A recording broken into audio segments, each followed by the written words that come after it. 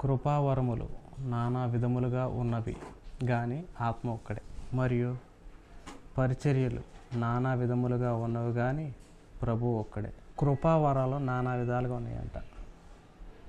కృపావరాలు అనేవి ఒక్కొక్కళ్ళు ఒక్కొక్క విధంగా పనిచేస్తూ ఉంటాయి. అవన్నీ ఇచ్చేది ఎవరు? ఆ కృపావరాలు ఇచ్చేది ఎవరు? ఎక్కడి నుంచి వస్తున్నాయి? ఆ పరిశుద్ధాత్మ దేవుడు ఒక్కొక్కరిలో పోస్తాడు. అపోస్తుల కాలం నాటి ఆ సమయాల్లో, అపోస్తుల కార్యాలు ఉన్నాయి కదా, మేడగదిని వాళ్ళు కనిపెట్టుకునే సమయాల్లో యేసుప్రభు వాళ్ళందరికీ వాళ్ళు దీవిచ్చేసి ఒలివల కొండ నుంచి వెళ్ళిపోతాడు పైకి, మేఘం తీసుకెళ్ళిపోయింది. ఆ తర్వాత వాళ్ళు సంతోషంతో వచ్చేసి మేడపైన గదిలో యెరూషలేములో మేడపైన గదిలో వాళ్ళు చాలా ఆసక్తిగా వాళ్ళ ప్రార్థన చేస్తూ ఉండగా వాళ్ళకు దేవుడు కుమ్మరింపు వచ్చింది. దేవుడు శక్తి పోస్తాడు వాళ్ళలో. అప్పుడు దాకా లేదు ఆ శక్తి. ఎప్పుడైతే ఈ పరిశుద్ధాత్మ శక్తి వాళ్ళలో పోయబడిద్దో వాళ్ళ కృపావరాలతో నింపబడతారు. అలా కృపావరాలు నానా విధాలుగా ఉంటాయి. ఇప్పుడు కొందరు చెప్తూ ఉంటారు, నీకు భాషలు లేవా పరలోకం వెళ్ళవు అని అలా అనుకుంటారు. వాళ్ళు చెప్తారు అలా. నేను కూడా భాషలతో మాట్లాడను. నేను ఒక ఆయన ఉన్నా, నేను భాషలతో మాట్లాడను, కానీ నాకు వేరే ఇప్పుడు దేవుడు దర్శనాలు అలాంటివి ఏదో అలా వస్తూ ఉంటాయి అని చెప్పా. వస్తాయా? సర్లే, అది కూడా ఉంది కాబట్టి దేవుడు పరిశుద్ధాత్మ ఉన్నట్టేలే అలా అంటున్నాడు. అంటే ఒప్పుకుంటున్నాడు అతను కూడా భాషలతో మాట్లాడే వ్యక్తే. అలా అనే వ్యక్తుల్లో అతను కూడా ఒకడు, ఆ గుంపులో అతను కూడా ఒకడు. కానీ ఎప్పుడైతే ఇలా దర్శనాలు తరచుగా ఇప్పుడు ప్రార్థన ఇలా ఎక్కువగా చేసినప్పుడు అలా దర్శనాలు వస్తూ ఉంటాయి అంటే ఇక దీన్ని బట్టి పరిశుద్ధాత్మ ఉండట్టేలయ్యా అని అంటున్నాడు. భాష లేకపోయినా ఒప్పుకున్నాడు. ఏదో కొన్ని గుర్తులు ఉంటాయి, అన్నీ రావు.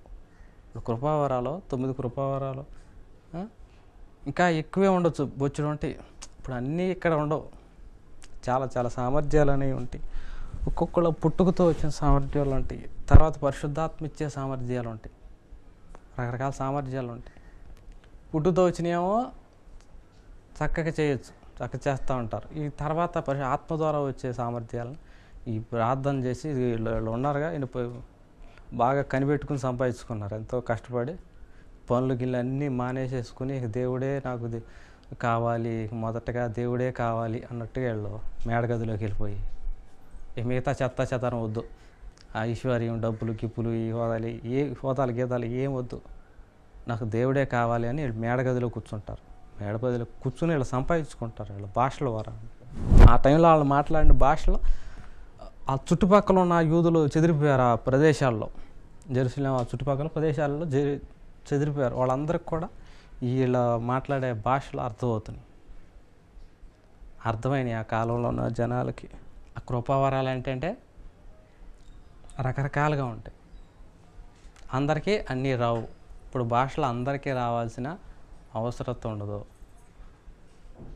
ఒక్కోళ్ళకి దాని గురించి, ఇప్పుడు భాషల గురించి పెద్ద రచ్చ చేయాల్సిన పని ఉండదు, పని లేదు.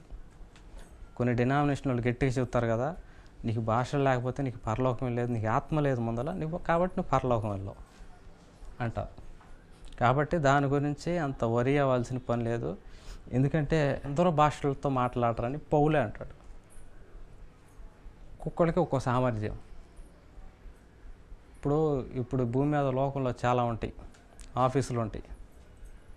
అన్నీ కూడా ఒకే ఆఫీసులో ఉన్నాయి అనుకో, మరి అలా అన్నీ ఒకటే ఉంటే అలా పనులు సాగుతాయి. ఇప్పుడు ఉదాహరణకి ఇంట్లో ఇప్పుడు వంటగదిలో గెట్లన్నీ ఒకే రకంగా ఉన్నాయి అనుకో, మిగతా పనులు అక్కడ సాగుతాయి. పప్పు గుత్తు టైప్లో ఒకటేమో పప్పు గుత్తులాగా ఉండాలి, ఒకటేమో స్పూన్ టైప్లో ఉండాలి, ఒకటేమో గరిటె టైప్లో ఉండాలి, ఒకటేమో పెద్దగా ఉండి చిల్లులుగా ఉండాలి. ఇలా ఉంటే దేని పని అది చక్కగా చేసుకోవచ్చు. దేని పని అది చేసిద్ది. అన్నీ ఒకే గిట్లాగా ఉండేవి అనుకో, పనులు సాగవు సరిగ్గా. ఇప్పుడు అందరు భాషలు మాట్లాడారు, మరి పనులు ఎక్కడ సాగుతాయి? ఇప్పుడు స్వస్థత పరిచే కృపావరాలు ఉంటాయి కొందరికి, వాళ్ళు స్వస్థత మాత్రమే పరచగలుగుతారు. అలానే అందరికీ స్వస్థత రాదు, మళ్ళీ వచ్చేవాళ్ళకి వచ్చింది, రానివాడికి రాదు. ఒకనికి ఆత్మ మూలముగా బుద్ధివాక్యం, మరి ఒకనికి ఆ ఆత్మను అనుసరించిన జ్ఞానవాక్యం, మరి ఒకనికి ఆత్మ వలనే విశ్వాసమును, మరి ఒకనికి ఆ ఒక్క ఆత్మ వలననే స్వస్థపరచు వరాలు, మరి ఒకనికి అద్భుత కార్యాలు చేసే శక్తి, మరి ఒకనికి ప్రవచన వరం. ప్రవచనం అంటే వాళ్ళు సూచిస్తారు మాటలతో. ఇప్పుడు నీకు తర్వాత ఇవన్నీ వివరిస్తా, కానీ ముందు కొన్ని చెప్తున్నా, వివరిస్తున్నాను. ప్రవచనం అనేది ఈ భాషల కంటే ప్రవచనం మంచిదని పౌలు అంటాడు. ఈ ప్రవచనాన్ని కోరుకోండి. ప్రవచనం అంటే ఏంటి? భవిష్యత్తు, ఫలానా ఇలా జరగబోతుంది సూచించటం, సంఘానికి ఉపయోగపడేటట్టుగా ప్రవచనం అన్నమాట. ఇలా జరగబోతుంది, అలా జరగబోతుంది అన్నట్టుగా దేవుడు హెచ్చరిస్తున్నాడు. మీరు జాగ్రత్తగా పడండి.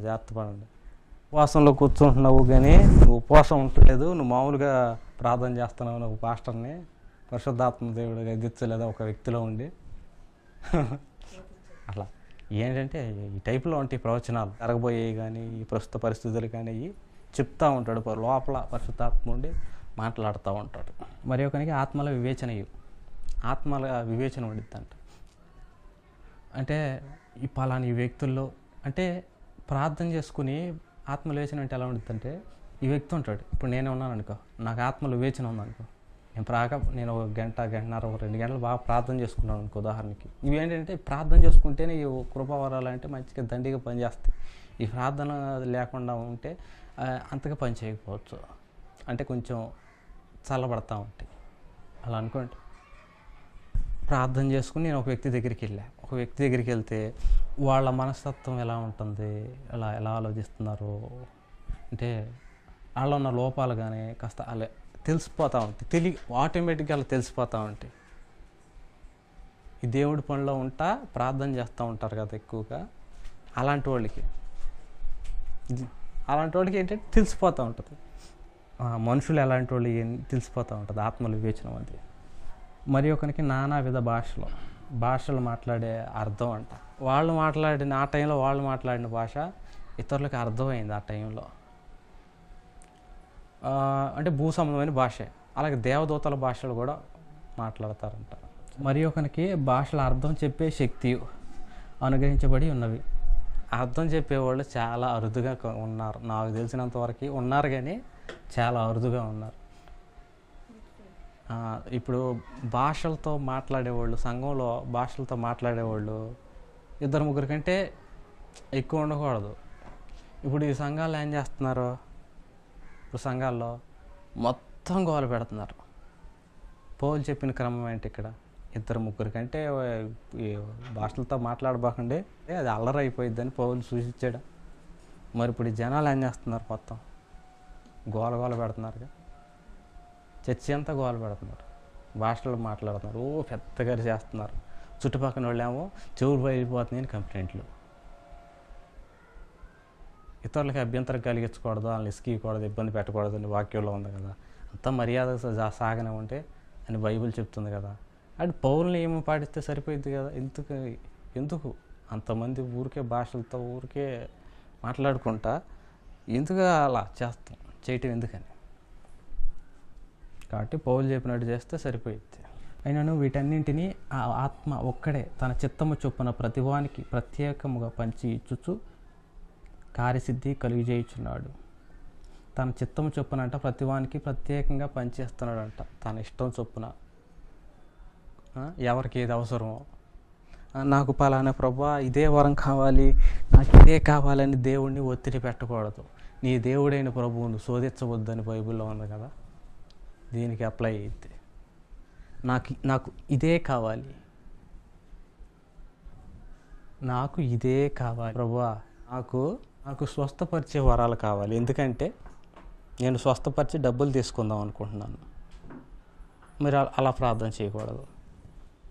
ఆ ఉద్దేశం దేవుడు ఏంటంటే మంచి ఉద్దేశంతో ప్రార్థన చేయాలి.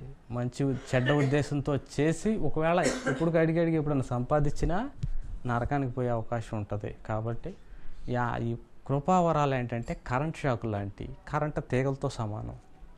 కాబట్టి కృపావరాలు అంటే వరాలు, అష్టసిద్ధులు అంటారు హిందువుల ప్రకారం అష్టసిద్ధులు, బైబిల్ ప్రకారం కృపావరాలు. వరాలు కరెంట్ తీగలు లాంటివి, పట్టుకుంటే షాక్ కొట్టి చస్తారు, అంత డేంజర్ అన్నమాట. కాబట్టి ఆ కృపావరాలతో చాలా జాగ్రత్తగా ఉండాలి. ఆ కృపావరాలు ఉన్న వాళ్ళకి గర్విస్తారు. గర్వం వచ్చిందంటే దేవుడు కోస్తాడు. అలా చేపను కోస్తాం కదా, చేపని ఆదివారం పూట తెచ్చుకొని ఎలా కోస్తాం, బాగా రుద్ది మటన్ కొట్టుకుంటారు కదా చికెన్ కొట్లో, అలా కోస్తాడు దేవుడు. గర్వం అంటే దేవుడికి అంత అసహ్యం. కాబట్టి గర్వించబాగండి, నాశనానికి ముందు గర్వం నడిచిద్దంట.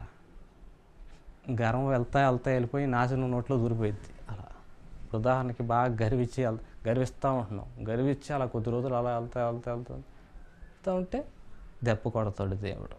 అది కూడా భక్తి చేసేవాళ్ళని ఫస్ట్ కొడతాడు, భక్తి చేయని వాళ్ళని అలా గాలికి వదిలేస్తాడు. సాతాను చిన్నపిల్ల ఐస్ క్రీమ్ చీగుతూ ఉంటారు, గెద్ద ఒక్కసారిగా తనుగుపోయింది కాకి, అదే విధంగా ఎత్తుకెళ్ళిపోతాడు 70 సంవత్సరాల తర్వాత. భక్తి చేయకపోతే, భక్తి ఎందుకు చేయమంటున్నావంటే, నువ్వు భక్తి చేయకపోతే ఐస్ క్రీమ్ని ఎలా అయితే, ఇప్పుడు చాక్లెట్ అయినా ఐస్ క్రీమ్ అయినా చిన్నపిల్లలు చీగుతూ ఉంటారు కదా, కాకి ఎలా అయితే ఎత్తుకెళ్ళిపోయింది, సడన్గా వెళ్ళేది ఎత్తుకుపోయింది.